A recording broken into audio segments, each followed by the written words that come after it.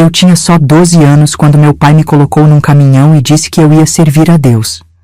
Não sabia que aquele seria o começo do meu inferno. Era 1963, interior de Minas Gerais. A pobreza falava mais alto que o amor. Me entregaram a um pastor que morava num sítio isolado, dizendo que eu ia ser preparada para a missão. No primeiro dia, ele me disse: "Você agora é minha propriedade. Não tente fugir." E ali começou a minha prisão, sem grades, mas com medo, silêncio e outras meninas como eu, cada uma com um olhar mais morto que o outro. Mas antes de continuar, me diga, de onde você está me ouvindo agora? Escreve aí o nome da sua cidade ou bairro. É importante para mim saber até onde minha história está chegando. Agora, vamos voltar para aquele dia em que tudo começou. O sol ainda não tinha nascido quando meu pai me acordou naquela manhã de julho de 1963. Lembro do cheiro de café ralo misturado com o de terra molhada pela garoa da noite. Minha mãe estava sentada à mesa de tábua bruta da nossa cozinha, os olhos inchados de tanto chorar, mas sem coragem de dizer nada. "Acorda, Antônia. Hoje é o grande dia", meu pai disse, com uma animação que não combinava com o ar pesado daquela casa de 2 cômodos onde vivíamos em Santana dos Montes, um lugarzinho que nem no mapa direito aparecia. Eu não sabia que dia era aquele. Ninguém tinha me falado nada. Só vi a trouxa com minhas poucas roupas já arrumada em cima do banco de madeira, ao lado da porta. "Para onde a gente vai, pai?" "Você, filha. Só você." A voz dele tremeu um pouco, mas logo endureceu de novo, como fazia sempre que não queria demonstrar fraqueza. Meu pai, Jerônimo Oliveira, era um homem simples, lavrador, de mãos calejadas e poucas palavras. A seca tinha levado nossa plantação de milho pelo 3º ano seguido. Éramos 8 bocas para alimentar numa casa onde o pão diário nem sempre aparecia. Mas, para onde eu vou? "Vai servir a Deus", minha mãe finalmente falou, sem me olhar nos olhos. "É uma bênção, Antônia. Uma oportunidade que Deus mandou. Serviço de Deus."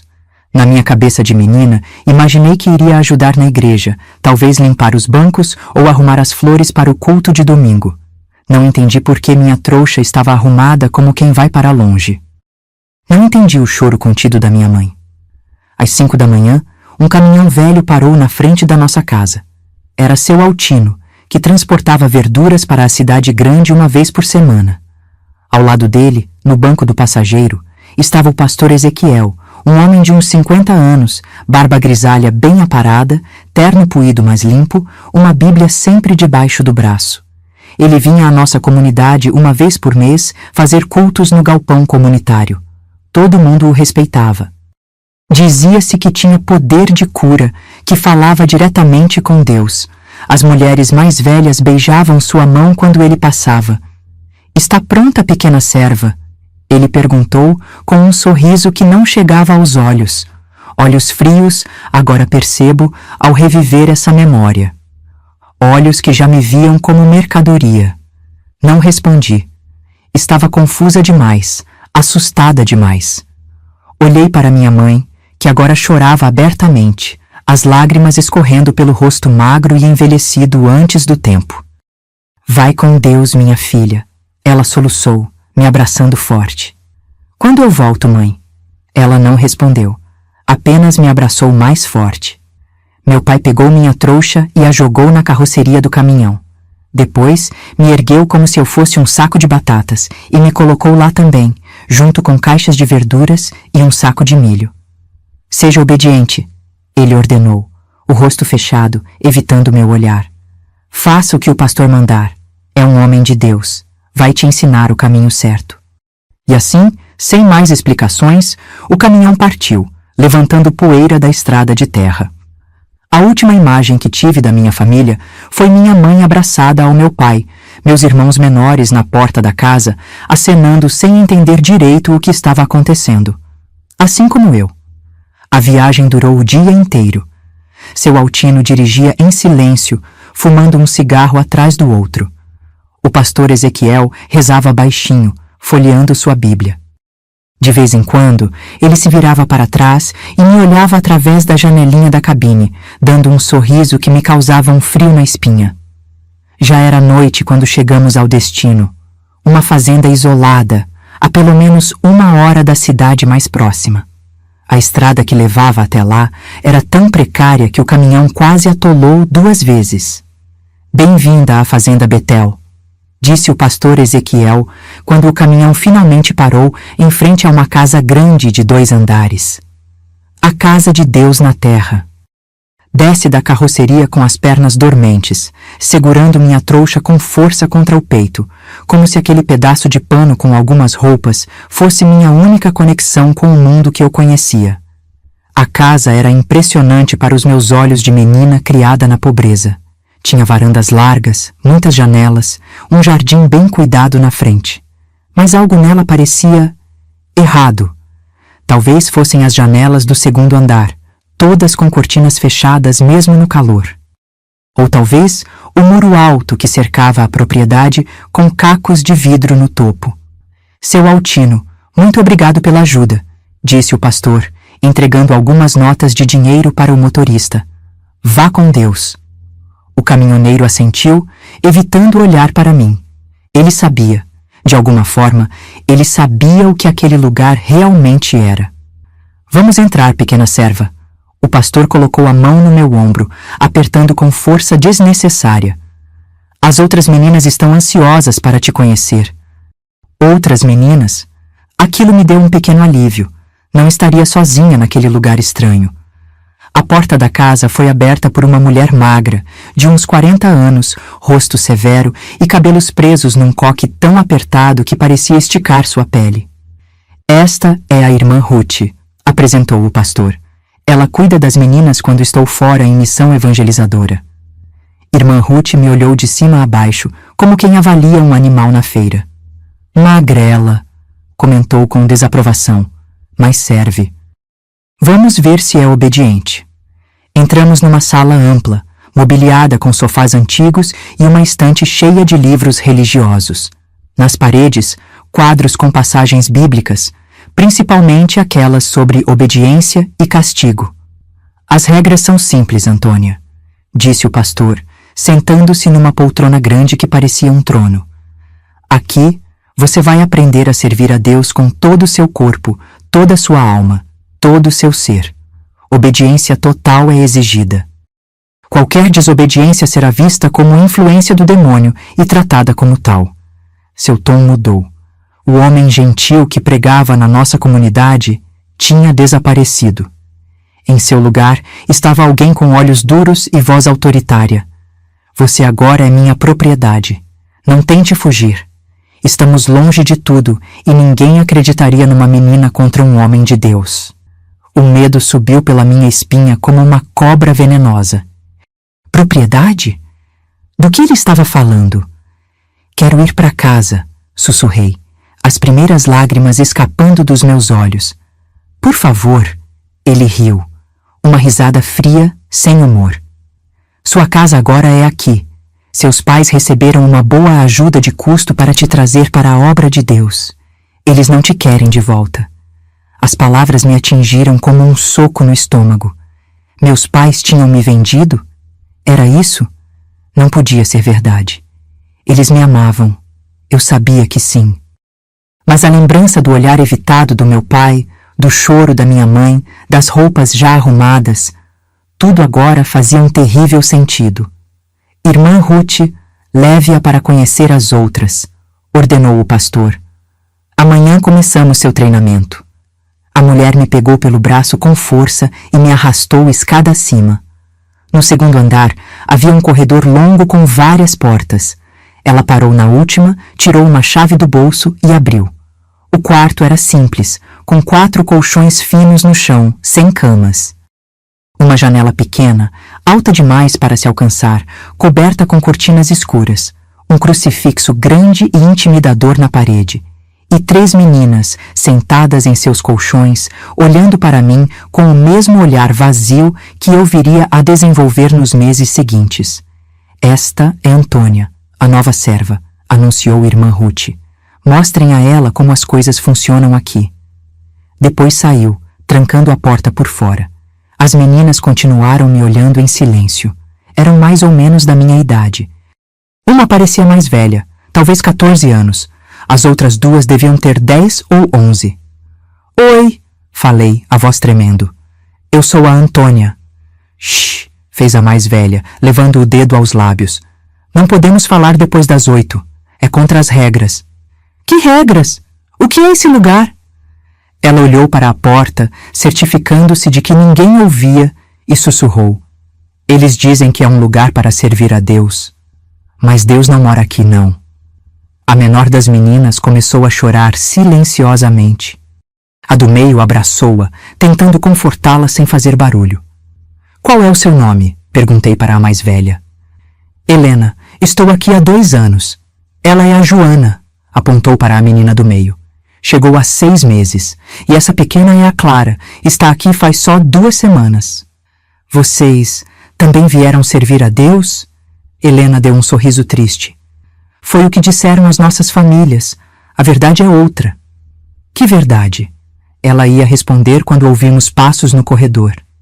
Rapidamente, as 3 se deitaram em seus colchões, puxando as cobertas finas até o queixo, fingindo dormir. Imitei-as, o coração batendo tão forte que achei que quebraria minhas costelas. A porta se abriu. Era a irmã Ruth, verificando se estávamos na cama. Amanhã o dia começa às 5 e... ela disse friamente. Rezas, depois trabalho na horta, depois estudos bíblicos. Qualquer desobediência será punida severamente. Fechou a porta novamente, a chave girando na fechadura como sentença final. No escuro, senti lágrimas quentes escorrendo pelo meu rosto. O que era aquele lugar? Por que estávamos trancadas? Que tipo de serviço a Deus exigia cárcere? Não consegui dormir. Fiquei olhando para o teto, tentando entender como minha vida tinha mudado tão drasticamente em um único dia. De filha para propriedade, de casa para prisão. Em algum momento da madrugada, senti alguém se aproximar do meu colchão. Era Helena. Não chore alto, ela sussurrou, quase sem emitir som. Eles ouvem tudo. O que eles vão fazer comigo? Perguntei, o medo fazendo minha voz falhar. Ela ficou em silêncio por tanto tempo que achei que não responderia. Finalmente sussurrou, coisas que nenhum Deus verdadeiro permitiria. E foi naquela primeira noite, deitada num colchão fino numa casa estranha, que comecei a entender o horror que me aguardava. A compreensão total viria aos poucos, nos dias seguintes, cada revelação mais terrível que a anterior. Mas naquela madrugada, enquanto as outras meninas dormiam o sono inquieto dos prisioneiros, eu já sabia de uma coisa. Tinha que fugir dali, de alguma forma, a qualquer custo. O que eu não sabia ainda era que algumas das meninas que entraram naquela casa nunca mais foram vistas novamente. A rotina na fazenda Betel começava antes mesmo do sol nascer. O som estridente de um sino arrancava a gente do sono às 5 da manhã, todos os dias, sem exceção. Não importava se era domingo, feriado ou Natal. A obra de Deus, como o pastor Ezequiel chamava, não conhecia descanso. Levantem, servas do Senhor. A voz da irmã Ruth cortava o ar como chicote. Quem não estiver de pé em 1 minuto vai jejuar o dia inteiro. Nós 4 pulávamos dos colchões finos como se tivessem fogo neles. Já na primeira semana, aprendi que as ameaças ali não eram blefe. Clara, a menor de nós, não tinha conseguido se levantar a tempo certa manhã. Estava com febre alta. Como castigo, ficou 2 dias sem comer nada, além de um pedaço de pão seco no jantar. O ritual matinal era sempre o mesmo. Ajoelhadas em círculo no quarto, rezávamos por 1 hora inteira. Não eram orações normais, daquelas que eu conhecia da igreja da minha comunidade. Eram repetições e mais repetições das mesmas frases. Sou indigna, mas o Senhor me purifica. Meu corpo é templo que não me pertence. A obediência é o único caminho para a salvação. Depois das orações, desfilávamos em fila indiana até o banheiro no final do corredor. 5 minutos para cada uma, nem 1 segundo a mais. Irmã Ruth ficava parada na porta, cronometrando. O banho era gelado, mesmo nas manhãs mais frias do inverno mineiro, quando a temperatura caía tanto que nossos lábios ficavam roxos e as pontas dos dedos doíam. A água fria limpa não apenas o corpo, mas também os pensamentos impuros, explicava o pastor, que às vezes aparecia no corredor durante esses momentos, observando nossa humilhação com um sorriso estranho nos lábios. Depois do banho, vestíamos os uniformes, vestidos cinza, sem forma, que iam até os tornozelos, com mangas compridas mesmo no calor escaldante do verão. Por baixo, roupas íntimas simples de algodão. Nada de cores, nada de enfeites. O cabelo sempre preso em tranças apertadas, que machucavam o couro cabeludo. O café da manhã, quando havia, era mingau de aveia aguado e um pedaço de pão duro. Comíamos em silêncio absoluto no porão da casa, sentadas em bancos de madeira ao redor de uma mesa comprida.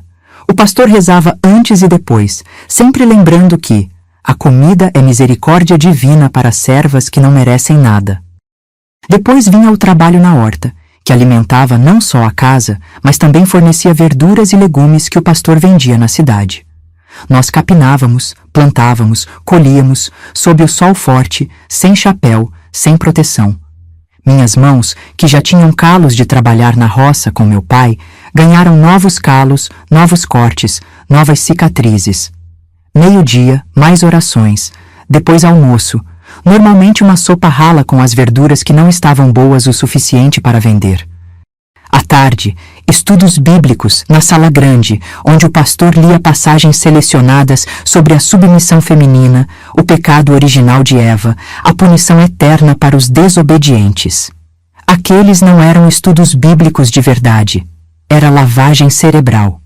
Hora após hora de palavras escolhidas para quebrar qualquer resistência, qualquer senso de valor próprio que ainda pudéssemos ter. Vocês foram escolhidas. Ele repetia constantemente. Escolhidas para serem purificadas dos pecados inerentes à condição feminina. Suas famílias as entregaram a mim por saberem que eu tenho o dom divino de transformar meninas pecadoras em vasos dignos do Senhor. À noite, mais orações, mais trabalho, desta vez, limpando a casa enorme, cozinhando, lavando roupa. 10 da noite, de volta ao quarto trancado, para dormir e recomeçar tudo no dia seguinte. Foi nesse ciclo interminável que passei meus primeiros dias na fazenda Betel. Dias que logo se transformaram em semanas, depois em meses. O tempo perdia o sentido naquele lugar. Não tínhamos calendários. Não sabíamos que dia da semana era, que mês, que época do ano, a não ser pelas mudanças do clima, pelo calor ou frio. Quanto tempo você disse que está aqui? Perguntei a Helena numa noite, sussurrando para não sermos ouvidas.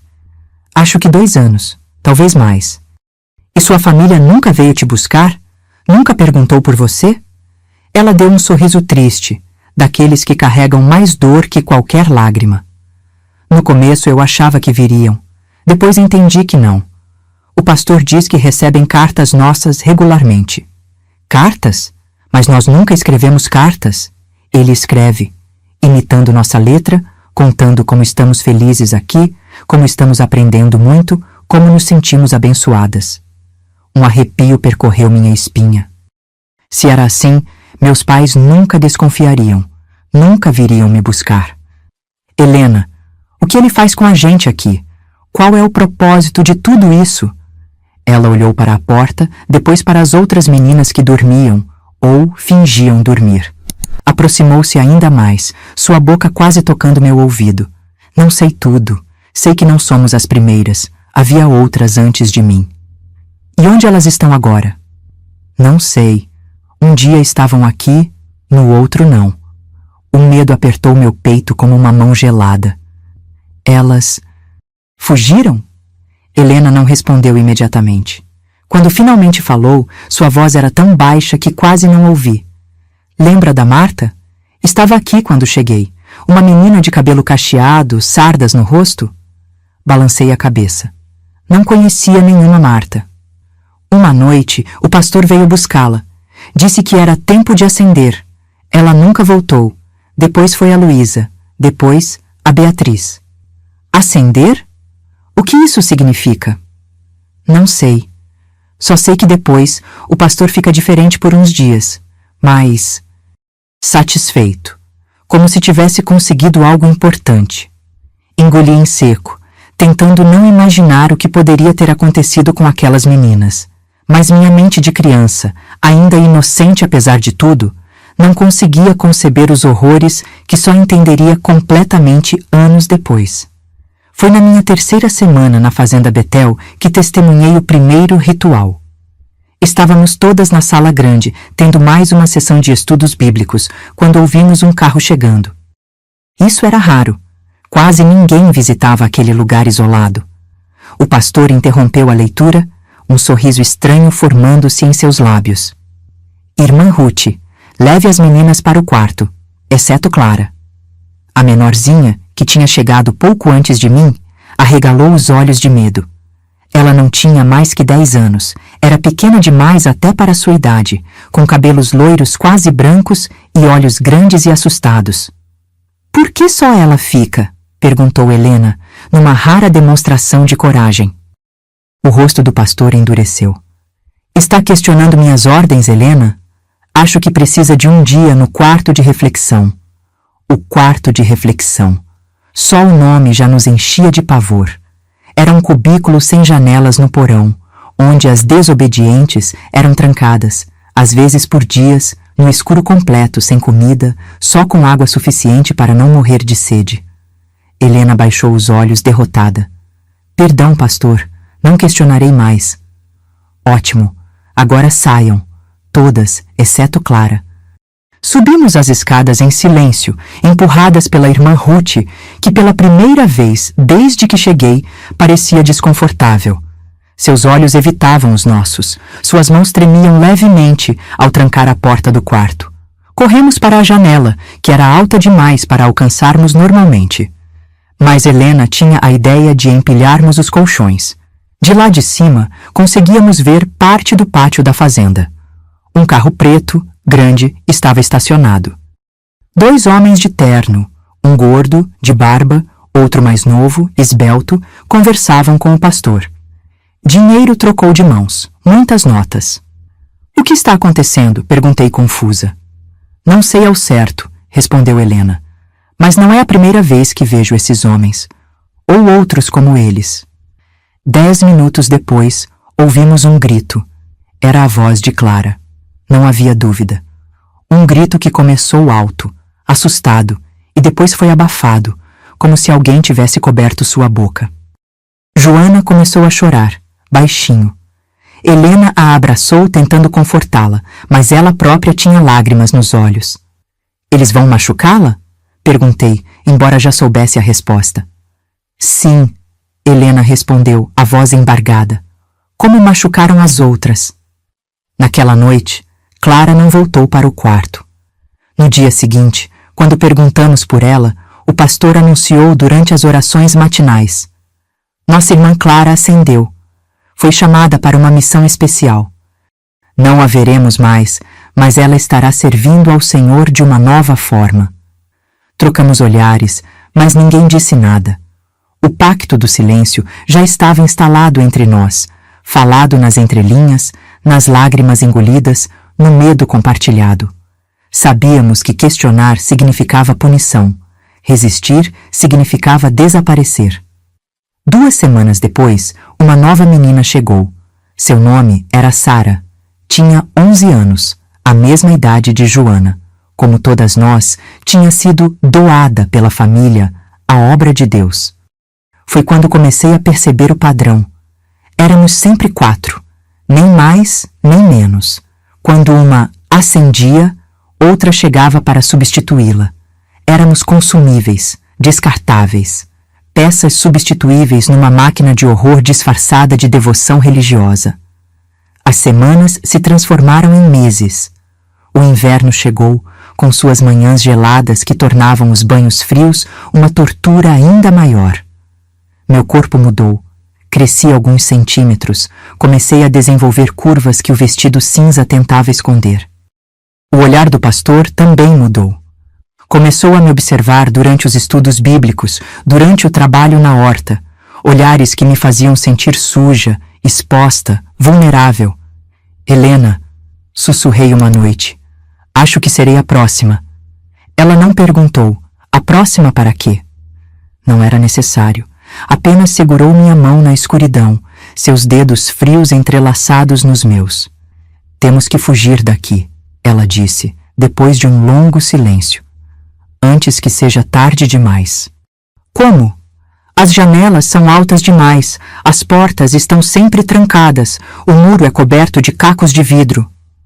Tenho observado, guardado pequenas informações. Há uma noite por mês em que o pastor sai com a irmã Ruth. Vão para a cidade para algum tipo de reunião. Ficamos trancadas, mas só tem o caseiro para vigiar a fazenda. E quando é essa noite? Lua nova, sempre na lua nova. Começamos a planejar em segredo. Pequenos sussurros trocados no escuro, planos desesperados feitos por crianças apavoradas. Juntamos pedaços de cordas roubadas do celeiro, guardamos restos de comida quando possível, memorizamos a posição das estrelas para nos orientar se conseguíssemos sair. E esperamos. Cada dia uma eternidade, cada ordem obedecida uma pequena morte da alma. Foi durante esse período de espera que descobri o pior segredo da Fazenda Betel. Um segredo que confirmou todos os meus medos e me deu a coragem desesperada necessária para arriscar tudo pela liberdade. Estava varrendo o terreno atrás da casa, onde ficava um galpão velho que raramente era usado, quando vi o pastor e o caseiro, seu Tibúrcio, carregando um grande tambor de metal para lá. Curiosa e aproveitando que estavam distraídos, me aproximei sorrateiramente depois que entraram no galpão. Pela fresta da porta de madeira, observei uma cena que me assombraria para sempre. O tambor tinha sido colocado no centro do galpão. O pastor ateava fogo a papéis e roupas pequenas, de criança, vestidos não muito diferentes dos nossos uniformes cinza. Tem certeza que não vai sobrar nada, pastor? Perguntou seu Tibúrcio nervoso. O fogo purifica tudo, respondeu o pastor Ezequiel, observando as chamas com um fascínio perturbador. Não sobrará nada dela, como não sobrou das outras. Um arrepio percorreu minha espinha. Dela, Clara. Estavam queimando as coisas de Clara. Recuei lentamente, o coração batendo tão forte que achei que eles poderiam ouvir. Voltei ao meu trabalho, fingindo que nada tinha acontecido, mas por dentro, algo havia mudado fundamentalmente. Naquela noite, contei a Helena o que tinha visto. Nós não vamos apenas acender, ela sussurrou, o rosto pálido à luz fraca da lua que entrava pela janela alta. Nós vamos morrer, Antônia, como as outras morreram. A certeza da morte iminente nos deu uma determinação selvagem. Não era mais uma questão de se tentaríamos fugir, mas quando. E a resposta era clara, na próxima lua nova, antes que fosse tarde demais, antes que mais uma de nós ascendesse para nunca mais ser vista. O tempo na Fazenda Betel era medido de maneiras estranhas, não por horas ou dias, mas por rezas, punições e medo. Principalmente medo. Depois que descobri a verdade sobre o que acontecia com as meninas que ascendiam, cada minuto se arrastava como se tivesse pés de chumbo. Nosso plano era simples, porque precisava ser. Tínhamos poucos recursos, pouca força, e éramos apenas crianças assustadas contra adultos determinados a nos manter presas. A única vantagem que tínhamos era o elemento surpresa e a ferocidade que nasce quando não há nada a perder. Helena tinha calculado que a próxima lua nova seria em aproximadamente 2 semanas. Ela conseguia acompanhar o ciclo lunar pela nossa janela alta e me explicou que durante a lua nova a noite ficava mais escura, perfeita para uma fuga. O pastor e a irmã Ruth sempre saem nessa noite, sussurrou enquanto arrancávamos ervas daninhas da horta. Tínhamos aprendido a falar sem mover os lábios, para que ninguém percebesse que estávamos conversando. É o único momento em que só fica o seu Tibúrcio na fazenda. Seu Tibúrcio era o caseiro, um homem de uns 60 anos, magro como um palito que mancava de uma perna. Não parecia cruel como os outros, apenas resignado. Obedecia ao pastor sem questionar, mas às vezes, quando nos via trabalhando sob o sol escaldante, deixava um balde de água extra por perto, fingindo que não era proposital. Ele dorme depois das 9, continuou Helena. É nossa única chance. Nos dias que se seguiram, preparamos tudo com o cuidado desesperado de quem sabe que só terá uma oportunidade. Juntamos os pedaços de corda que tínhamos escondido, roubamos uma faca pequena da cozinha quando a irmã Ruth se distraiu, guardamos o pão duro que conseguíamos esconder durante as refeições. Também precisávamos garantir que Joana e Sara viriam conosco. Joana estava conosco desde o início, aterrorizada, mas determinada a escapar. Sara, por ser recém-chegada, ainda estava em estado de choque. Ainda acreditava que talvez seus pais viessem buscá-la. Eles não virão, Sara, expliquei com firmeza, mas sem crueldade, uma noite enquanto as outras dormiam. Nenhum pai vem. As cartas que recebem não são escritas por nós. E se não fugirmos... Hesitei, sem saber se deveria contar a uma menina de 11 anos o que acontecia às que ascendiam. Vamos morrer, não é? Ela perguntou, a voz pequena trêmula na escuridão. Como a Clara. Engoli em seco. Então ela já sabia, ou ao menos suspeitava. Sim, por isso precisamos fugir. Todas nós. Ela assentiu, os olhos brilhando de lágrimas não derramadas. Tá bom, eu vou. No dia anterior à lua nova, o pastor nos chamou para a sala grande após o jantar. Isso era incomum. Normalmente íamos direto para o quarto depois de limpar a cozinha. Sentamos nos bancos duros, em fila, como sempre fôramos ensinadas, olhos baixos, mãos no colo. Ele estava diferente. Tinha-se barbeado, vestia seu melhor terno, velho, mas cuidadosamente escovado. Um perfume forte emanava dele, algo artificial e enjoativo que fez meu estômago revirar. Amanhã à noite teremos uma cerimônia especial, anunciou, andando de um lado para outro na nossa frente. Lua nova, tempo de renovação, tempo de ascensão. Senti um arrepio percorrer minha espinha. Olhei de soslaio para Helena, que tinha empalidecido. Nossos medos se confirmavam. Uma de vocês será escolhida, continuou o pastor, os olhos brilhando de uma maneira que me fez pensar em cobras. Uma de vocês terá a honra de servir ao Senhor de uma forma mais elevada. Seu olhar percorreu cada uma de nós, parando um pouco mais em mim.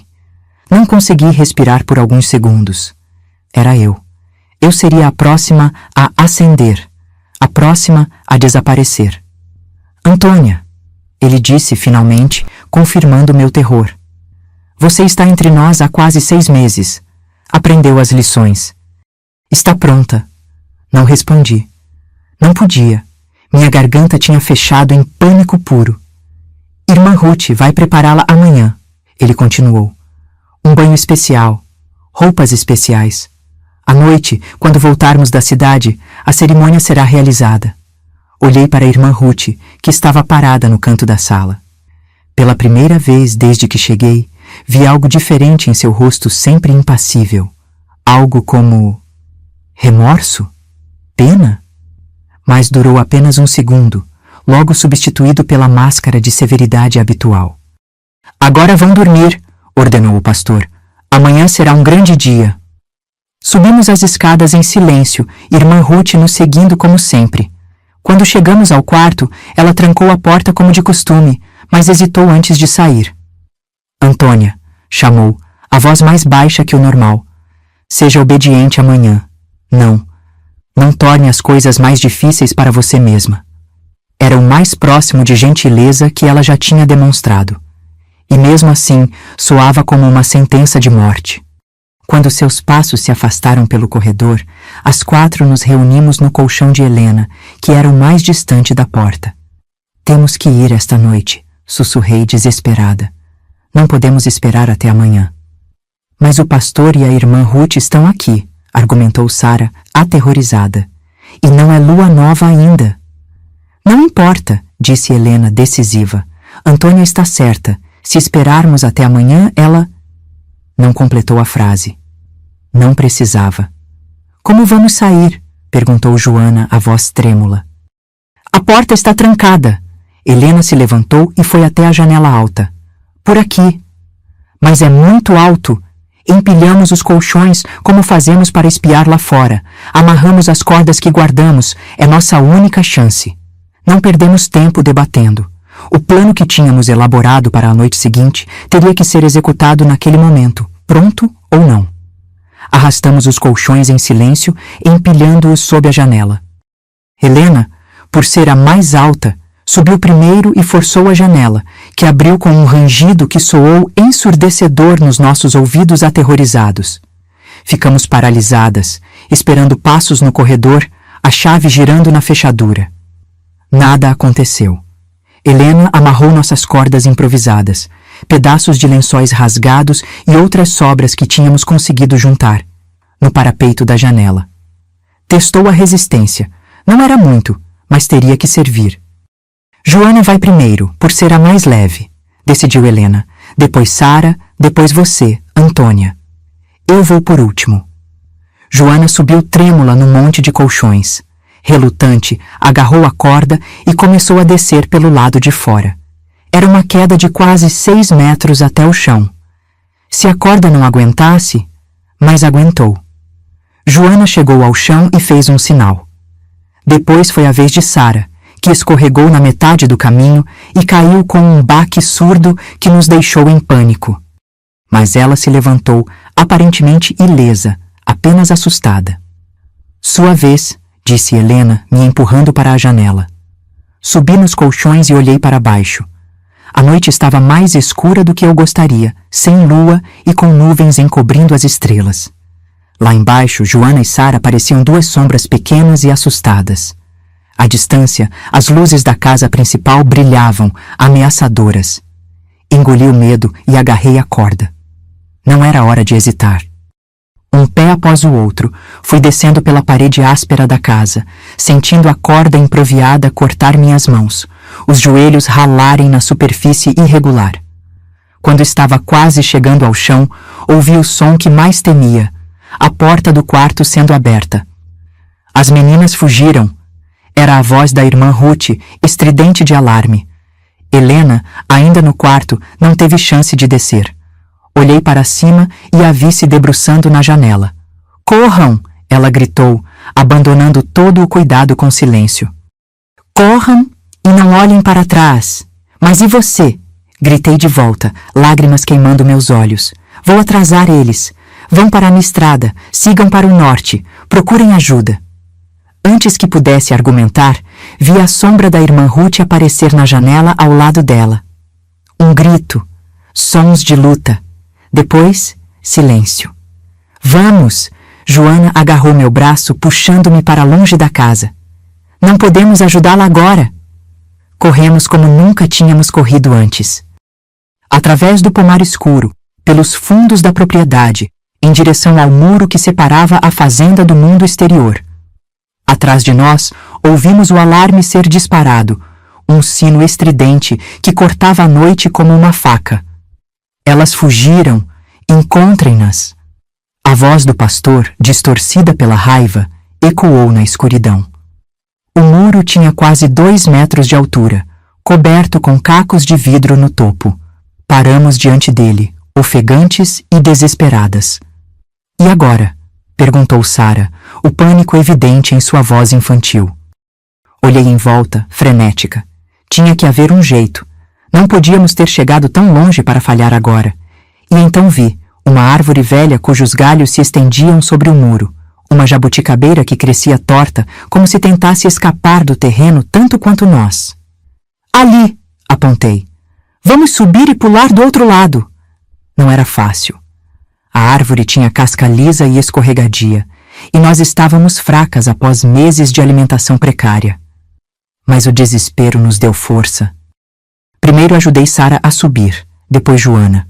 Quando estava prestes a subir também, ouvi latidos. Cachorros. Eles tinham soltado os cachorros. Rápido! Gritei para as meninas. Pulem! Eu já vou! Elas hesitaram por um segundo, depois obedeceram, desaparecendo do outro lado do muro. Agarrei o tronco da árvore e comecei a escalar, as mãos já raladas escorregando na superfície lisa. Os latidos ficavam mais próximos a cada segundo. Quando alcancei o galho que passava sobre o muro, vi os primeiros cães entrando no pomar. Eram 2 pastores alemães grandes, treinados para guardar a propriedade, e agora para caçar crianças fugitivas. Não tive tempo para pensar. Me arrastei pelo galho que se curvava perigosamente com meu peso, ignorando os cacos de vidro que cortavam minhas pernas quando passei sobre o muro. Do outro lado, saltei, caindo com um baque doloroso no chão duro. "Vamos!" gritei para Joana e Sara, que me esperavam. "Para a estrada!" Corremos pela mata escura, guiadas apenas pela luz fraca das estrelas que ocasionalmente apareciam entre as nuvens. Espinhos arranhavam nossos braços, pedras cortavam nossos pés descalços, galhos chicoteavam nossos rostos. Mas continuamos correndo, impulsionadas pelo terror puro. Atrás de nós, os latidos ficavam mais distantes. Talvez os cães tivessem perdido nosso rastro, ou talvez tivessem sido chamados de volta. Não importava. Não podíamos parar. Depois do que pareceu uma eternidade, avistamos a estrada, uma faixa de terra batida que cortava da escuridão da mata. Seguimos por ela, como Helena tinha instruído, em direção ao norte, para onde o pastor ia quando visitava a cidade. Andamos por horas, tropeçando de exaustão, fome e medo. A madrugada começava a clarear quando ouvimos o barulho de um motor. "Um carro!" exclamou Sara, um misto de esperança e medo na voz. "E se for o pastor?" "Vamos nos esconder", decidi, puxando as meninas para a lateral da estrada. "Ver quem é primeiro." Nos abaixamos atrás de um arbusto e esperamos. O barulho ficou mais forte até que pudemos ver o veículo. Um caminhão velho, carregado com sacos que pareciam ser de café. Não era o carro do pastor. "É nossa chance", falei. "Vamos pedir ajuda." "E se a pessoa nos entregar de volta?" perguntou Joana, o terror ainda fresco em sua voz. Era um risco que teríamos que correr. Ficar na estrada, com o pastor e seus homens provavelmente nos procurando, seria a morte certa. Saímos do esconderijo e nos posicionamos no meio da estrada, acenando freneticamente. O caminhão reduziu a velocidade, parando a alguns metros de nós. O motorista, um homem moreno de uns 40 anos com um bigode espesso, nos olhou com surpresa e preocupação. "Meu Deus, o que aconteceu com vocês, meninas?" Estávamos uma visão lastimável, sujas, arranhadas, com os vestidos cinza rasgados e manchados de sangue dos cortes dos vidros e espinhos. "Por favor", implorei, as primeiras lágrimas finalmente escapando depois de toda a adrenalina. "Nos ajude. Estamos fugindo." "Fugindo? De onde?" "Da fazenda Betel", respondeu Joana, tremendo tanto que mal conseguia ficar de pé. "O pastor, ele mata as meninas." O homem franziu a testa, claramente chocado, mas também desconfiado. "Do que vocês estão falando? Pastor Ezequiel, ele é um homem respeitado, faz obra de caridade com meninas órfãs." "Não somos órfãs", gritei desesperada. "Fomos vendidas, e ele não cuida de nós, ele nos machuca, e quando se cansa, nos mata." Minha voz se quebrou em soluços. Sara e Joana também choravam, agarradas uma à outra. O homem desceu do caminhão e se aproximou, cauteloso. "Calma, calma", ele disse, levantando as mãos como se estivesse lidando com animais selvagens. "Não vou machucar vocês. Me chamo Geraldo. Sou só um entregador de café." Nos olhou mais de perto, realmente vendo os cortes, os hematomas, o terror genuíno em nossos olhos infantis. "Meu Deus", murmurou. "Vocês estão falando sério, não estão?" Assenti, incapaz de falar através das lágrimas. "Entrem no caminhão", ele decidiu finalmente. "Vou levar vocês à delegacia em Bom Sucesso. É a cidade mais próxima." A palavra delegacia nos encheu de novo medo. E se não acreditassem em nós? E se o pastor tivesse influência sobre a polícia local? Não seria a primeira vez que um homem poderoso escapava da justiça em uma cidadezinha do interior. Não podemos ir à polícia, falei, tentando controlar o tremor na voz. O pastor tem amigos lá, eles vão nos mandar de volta.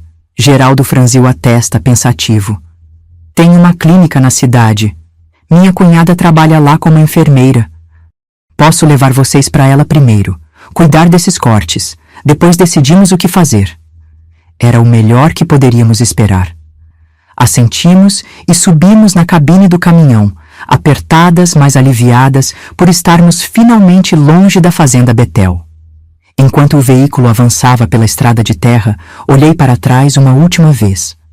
No horizonte, mal se podia ver o contorno da fazenda onde tínhamos sido prisioneiras por tantos meses, onde Clara tinha desaparecido, onde Helena ficara para trás, sacrificando-se para que pudéssemos escapar. Vamos voltar para buscar Helena, prometia em silêncio. Vamos pegar ajuda e voltar. Não sabia naquele momento que jamais conseguiria cumprir essa promessa. Não sabia que a fazenda Betel guardava segredos ainda mais terríveis do que os que tínhamos descoberto. E não sabia que o horror para Helena já tinha terminado da pior maneira possível. A liberdade, quando chega depois de tanto tempo no escuro, queima os olhos como o sol forte do meio-dia. Dói, desequilibra. Assusta quase tanto quanto o cativeiro. Geraldo, o caminhoneiro que nos resgatou na estrada, cumpriu sua palavra. Nos levou direto para a clínica em Bom Sucesso, onde sua cunhada, Dona Cida, era enfermeira-chefe. Lembro do rosto dela ao nos ver. Primeiro a surpresa, depois o horror, e finalmente uma determinação feroz, que mais tarde eu reconheceria como o rosto da verdadeira bondade. Meu Deus do céu! Ela murmurou, examinando nossos cortes, hematomas, os pés em carne viva de tanto correr na mata. O que fizeram com vocês? Contamos. Pela primeira vez, sem medo de punição, falamos tudo. Sobre o pastor Ezequiel e a fazenda Betel. Sobre as orações forçadas, os castigos, os banhos gelados. Sobre as meninas que ascendiam e nunca mais eram vistas. Sobre Helena, que ficara para trás para que pudéssemos fugir. Dona Cida ouviu tudo em silêncio, o rosto empalidecendo a cada novo detalhe, as mãos tremendo levemente enquanto limpava nossos ferimentos. Quando terminamos, ela se virou para Geraldo, que esperava num canto da sala de exames. Chame a polícia, agora! Não! Gritamos em uníssono, o pânico voltando com força total. O pastor tem amigos na polícia. Eles vão nos devolver para ele. Não a polícia daqui, respondeu Dona Cida com firmeza. A Polícia Estadual de Belo Horizonte e o Conselho Tutelar e a imprensa, se for preciso. Isso não vai ficar assim. Pela primeira vez desde que deixamos a fazenda, senti um lampejo de esperança verdadeira. Alguém acreditava em nós. Alguém estava disposta a lutar por nós. Mas a realidade nem sempre se curva à justiça, mesmo quando adultos determinados tentam fazer a coisa certa. Enquanto Geraldo telefonava para as autoridades estaduais, o delegado local apareceu na clínica, avisado por uma recepcionista bem-intencionada sobre 3 meninas fugitivas em estado lastimável. Seu nome era Gastão Silveira. Um homem corpulento, de bigode espesso e olhos pequenos e duros. Entrou na sala de exames como se fosse o dono do lugar, ignorando os protestos de Dona Cida. Então são essas as meninas que fugiram da fazenda Betel? Seu olhar nos avaliou friamente, sem um pingo de compaixão. Pastor Ezequiel está muito preocupado. Disse que vocês inventaram histórias sobre ele que são garotas problemáticas. Elas são crianças assustadas e abusadas, respondeu Dona Cida, colocando-se na frente dele como uma leoa protegendo suas crias. E não vão a lugar nenhum sem a presença da assistente social. Isso não é problema seu, enfermeira. O delegado retrucou, a irritação evidente em sua voz. Essas meninas estão sob guarda legal do pastor. Ele tem documentos comprovando que os pais as entregaram aos cuidados dele. É um caso de fuga, nada mais. Eles matam meninas lá? Gritei desesperada. Clara desapareceu e Helena ficou para trás. Tem que salvá-la. O delegado me olhou com desprezo mal disfarçado. Histórias de criança. O pastor explicou tudo. Essa tal de Clara foi adotada por uma família do Sul, e Helena está perfeitamente bem, apenas em reclusão por mau comportamento. Mentira! Sara entrou na discussão, a voz fina trêmula de indignação. Eles queimam as roupas delas num tambor. Ninguém sai de lá viva. Um sorriso condescendente se formou no rosto do delegado. Imaginação fértil. Agora vamos, o pastor está esperando. Foi Geraldo, até então silencioso no canto da sala, quem se pronunciou. Essas meninas não vão a lugar nenhum com o senhor delegado. Já liguei para a Polícia Estadual e para o Conselho Tutelar em BH. Eles estão a caminho, e se tentar levá-las à força, vai ter que me levar também. E tenho certeza que a dona Cida vai fazer um baita escândalo, não é mesmo, cunhada? O rosto do delegado ficou vermelho de raiva. Por um momento, achei que ele puxaria a arma que carregava no coldre. Mas então, algo em seu semblante mudou. Um cálculo frio passou por seus olhos pequenos. Ótimo. Esperem a Polícia Estadual, então. Vou avisar o pastor que as autoridades competentes estão vindo resolver a situação. Ele saiu batendo a porta com força. Assim que desapareceu, dona Cida se voltou para Geraldo, o rosto contorcido de preocupação. Ele vai avisar o pastor. Precisamos tirar as meninas daqui antes que eles voltem. E levar para onde?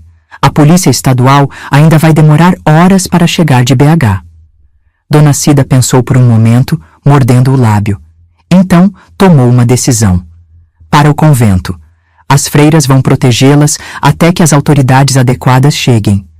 E assim, menos de 1 hora depois de termos chegado à clínica, estávamos novamente fugindo. Desta vez, no carro de Dona Cida, em direção ao convento das Irmãs da Misericórdia, nos arredores de Bom Sucesso. A Madre Superiora, uma senhora idosa de rosto sereno e olhos perspicazes, não fez muitas perguntas. Aceitou a explicação abreviada de Dona Cida e nos acolheu sem hesitação. Elas ficarão seguras aqui, garantiu. Se alguém vier procurá-las sem mandado judicial, não passará daquele portão. Foi no convento que, pela primeira vez em quase 6 meses, dormi sem medo. Em uma cama de verdade, com lençóis limpos que cheiravam a amaciante, sem a porta trancada, sem o pavor do que o amanhecer traria. As freiras foram gentis. Nos deram roupas limpas e coloridas, comida abundante, liberdade para andar pelos jardins. Não nos forçaram a rezar, não exigiram silêncio, não nos puniam por sermos crianças. A fé verdadeira não precisa de correntes, disse-me Irmã Conceição, uma freira jovem que cuidava especialmente de nós. O que vocês viveram não era religião, era maldade disfarçada de devoção. 2 dias depois da nossa chegada ao convento, a Polícia Estadual apareceu, acompanhada por assistentes sociais e um promotor de justiça. Fomos entrevistadas separadamente, em detalhes, sobre tudo o que tínhamos vivido na Fazenda Betel. E Helena? Perguntei ao investigador, um homem sério de óculos pequenos. Vocês foram buscá-la? Ela está bem? Seu olhar fugiu do meu. Ainda não temos informações conclusivas sobre ela, mas estamos investigando. A verdade só viria muito tempo depois, e de maneira fragmentada, como peças de um quebra-cabeça macabro que ninguém queria realmente montar. A Fazenda Betel foi invadida pela polícia no dia seguinte à nossa fuga. Encontraram evidências perturbadoras, quartos trancados, instrumentos de castigo, registros de doações feitas por famílias pobres. O pastor Ezequiel e a irmã Ruth tinham fugido, levando consigo documentos e, provavelmente, o dinheiro que acumularam com seu esquema perverso. Seu Tibúrcio, o caseiro, foi encontrado morto, enforcado no celeiro, aparentemente por suicídio, mas com marcas de luta no corpo que sugeriam outra história. De Helena, nenhum rastro, nenhuma pista, como se tivesse desaparecido no ar. Ela pode ter fugido também, sugeriu uma assistente social, tentando nos consolar. Talvez esteja escondida em algum lugar, com medo de aparecer. Mas no fundo, sabíamos a verdade. Helena tinha pago o preço máximo para que pudéssemos escapar. Como as outras meninas antes dela, tinha ascendido, para o único lugar onde o pastor e seus cúmplices não podiam mais alcançá-la. Investigações posteriores revelariam que pelo menos 9 meninas haviam desaparecido da fazenda Betel ao longo dos anos. Nenhum corpo foi encontrado, apesar das buscas extensivas na propriedade. O que acontecia exatamente com as meninas que ascendiam permanece um mistério até hoje, embora as teorias sejam muitas, e cada uma mais horrível que a outra. Os meses que se seguiram passaram como um borrão na minha memória. Joana foi enviada para um abrigo em Belo Horizonte, Sara para outro em Juiz de Fora. Eu fiquei no convento, pois as freiras se ofereceram para me acolher permanentemente. Tentativas foram feitas para localizar nossas famílias originais. Os pais de Sara foram encontrados e, após avaliação psicossocial, considerados aptos a recebê-la de volta, eles haviam sido enganados pelo pastor, acreditando realmente que a filha estaria recebendo educação religiosa e oportunidades melhores. Os pais de Joana nunca foram localizados. Havia suspeitas de que tinham se mudado para o Nordeste, fugindo da seca que castigava Minas Gerais naquela época. Quanto aos meus pais, bem, eles foram encontrados. Ainda moravam na mesma casa simples em Santana dos Montes.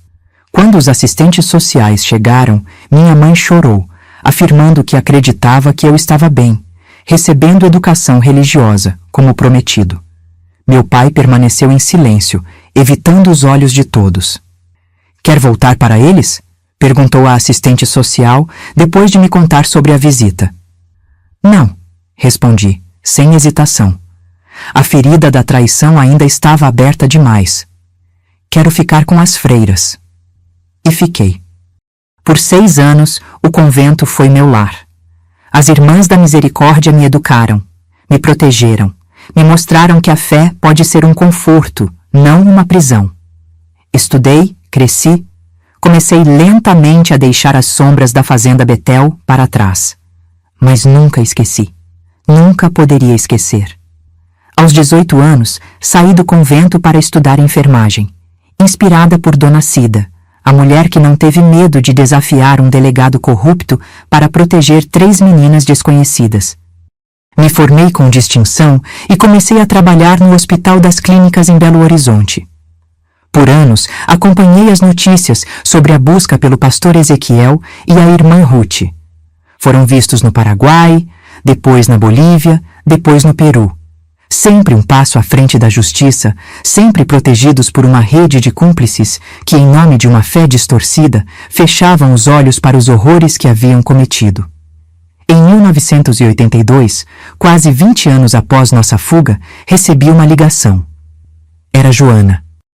Depois de tantos anos, ela tinha me encontrado através do hospital onde eu trabalhava. "Eles foram presos", ela disse, sem nem mesmo se apresentar. Não precisava. Reconheci sua voz imediatamente. No Chile, a Interpol pegou eles. Uma onda de emoções contraditórias me invadiu. Alívio, raiva renovada, um desejo estranho de chorar e rir ao mesmo tempo. E agora? Vão ser extraditados, julgados aqui no Brasil. O julgamento aconteceu no ano seguinte. Joana e eu testemunhamos. Sara não. Ela tinha se casado, mudado de nome, tentado deixar o passado para trás. Respeitamos sua escolha. O pastor Ezequiel, então um velho de 70 e poucos anos, ainda mantinha aquele olhar frio e calculista. A irmã Ruth, por outro lado, parecia ter envelhecido 30 anos em vez de 20, o rosto marcado por rugas profundas, os olhos vazios de qualquer emoção. Foram condenados por múltiplos crimes: sequestro, cárcere privado, maus tratos, associação criminosa. Mas nunca por assassinato. Sem corpos, sem provas conclusivas, a justiça não pôde dar às meninas desaparecidas o reconhecimento final de que haviam sido não apenas vítimas, mas mártires. O pastor morreu na prisão 3 anos depois. A irmã Ruth cumpriu sua pena e, segundo os rumores, vive hoje em um asilo de freiras arrependidas em algum lugar do interior do país. A vida seguiu seu curso. Me casei, tive filhos, depois netos. Construí uma existência que, vista de fora, parecia normal, comum, até mesmo feliz. E era, de muitas formas. Aprendi a encontrar alegria nas pequenas coisas, a valorizar a liberdade que tantas não tiveram, a honrar a memória de Helena e Clara, fazendo o bem onde podia. Mas as cicatrizes permaneceram, físicas, como a marca no meu tornozelo esquerdo, onde o vidro do muro cortou fundo demais. E emocionais, como o pavor irracional de quartos trancados, o hábito de esconder comida, o sobressalto quando ouço um sino tocar. Nunca mais visitei Santana dos Montes. Nunca mais vi meus pais. Eles faleceram sem que eu lhes desse a chance de se explicar, de pedir perdão. É um dos poucos arrependimentos que carrego. Não pela reconciliação que não aconteceu, mas pela oportunidade perdida de dizer a eles, cara a cara: o que vocês fizeram foi imperdoável, mas sobrevivi apesar disso. Em 2015, 52 anos após minha fuga da Fazenda Betel, recebi outra ligação inesperada. Era um investigador da Polícia Federal, reexaminando casos antigos de desaparecimento. Encontramos algo que achamos que a senhora gostaria de saber, ele disse, a voz cuidadosamente neutra. Durante obras numa propriedade rural que antes pertencia ao pastor Ezequiel, foram encontrados restos humanos. Acreditamos serem de pelo menos 7 pessoas diferentes, todas jovens, todas do sexo feminino. Não chorei ao ouvir a notícia. Já tinha chorado todas as lágrimas possíveis por aquelas meninas décadas atrás. Apenas agradeci pela informação e desliguei o telefone. Naquela noite, acendi 7 velas, uma para cada menina cujos restos tinham sido encontrados, e uma 8ª para Helena, minha amiga, minha protetora, a garota corajosa que possibilitou minha liberdade ao custo da própria vida. Hoje, aos 74 anos, decidi finalmente contar essa história. Não apenas por mim, ou por Helena, ou pelas outras que não sobreviveram, mas pelas meninas que neste exato momento estão sendo silenciadas, abusadas, apagadas em nome da fé, da tradição, da obediência ou simplesmente do poder que os adultos exercem sobre elas. Fui vendida como se fosse nada. Sobrevivi por pouco. E até hoje, quando fecho os olhos, vejo os olhos vazios das meninas que ficaram. Vejo o rosto de Helena na janela nos últimos segundos antes que a irmã Ruth a alcançasse. Vejo o sorriso triste de Clara na véspera de seu desaparecimento. Vejo as mãos pequenas de Sara e Joana agarradas às minhas enquanto corríamos pela mata escura. A liberdade tem um preço. E mesmo depois de tantas décadas, continuo pagando-o todos os dias, com pesadelos, com lembranças, com o peso de ter sobrevivido quando outras não tiveram a mesma sorte. Mas viver, para mim, tornou-se um ato de resistência. Cada dia que acordo, cada momento de alegria que permito a mim mesma é uma vitória contra aqueles que tentaram me quebrar. Contra o pastor que disse que eu era sua propriedade. Contra o sistema que fechou os olhos para o sofrimento de crianças pobres. Contra o medo que ainda tenta, às vezes, me puxar de volta para aquele quarto trancado. Sou uma sobrevivente. Com cicatrizes, sim, mas livre. E se minha história servir para salvar uma única menina do destino que quase foi o meu, então terá valido a pena reviver estas memórias dolorosas. Terá valido a pena lembrar. Sei que essa história é difícil de ouvir. É ainda mais difícil de contar. Mas agradeço a você que ficou comigo até aqui, que suportou cada palavra dolorosa, cada lembrança que ressuscitei. Compartilhar essa dor não a torna menor, mas a torna útil, como um farol que alerta navegantes sobre rochas perigosas. Talvez minha história alerte pais sobre quem confiar seus filhos, ou ensine crianças que seu corpo é seu templo, não propriedade de ninguém em nome de Deus algum. Se você puder, compartilhe este relato. Inscreva-se para ouvir mais histórias como a minha, porque, infelizmente, não sou a única. O silêncio protege monstros, e a palavra é nossa arma mais poderosa contra eles. Cada vez que uma voz como a minha é ouvida, cada vez que uma história como esta é compartilhada, estamos acendendo uma vela pela Clara, pela Helena, e por tantas meninas cujos nomes sequer conhecemos.